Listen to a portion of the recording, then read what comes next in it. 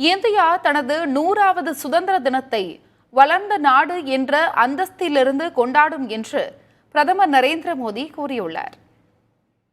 மத்திய பட்ஜெட் குறித்து சிஐஐ அமைப்பு டெல்லியில் நடத்திய நிகழ்ச்சியில் பேசிய பிரதமர் நரேந்திர மோடி வளர்ந்த நாடு என்ற நிலையை அடைவதற்காக பாஜக தலைமையிலான தேசிய ஜனநாயக கூட்டணி அரசு தொலைநோக்கு பார்வையுடன் செயல்பட்டு வருவதாக தெரிவித்தார்.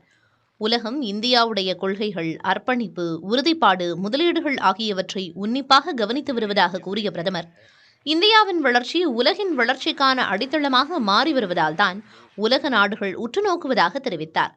தற்போது நாடு 8 விழுக்காடு வளர்ச்சி என்ற விகிதத்தில் இருக்கிறது. இதே வளர்ச்சி நீடித்தால் 2047ஆம் ஆண்டு 100வது சுதந்திர தினத்தை கொண்டாடும் போது வளர்ந்த நாடு என்ற பெருமிதத்துடன் கொண்டாடும் என பிரதமர் மோடி பேசினார்.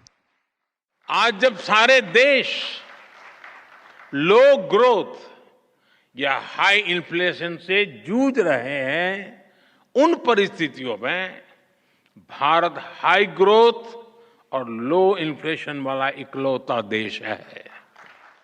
இந்தியாவின் ஒவ்வொரு துறைகளுக்கும் கவனம் செலுத்தி வருவதாக பிரதமர் தெரிவித்தார்.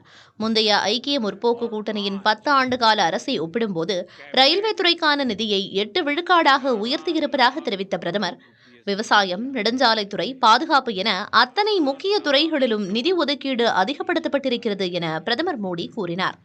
புதிய தலைமுறைக்காக செய்தியாளர் நிரஞ்சன்குமார்.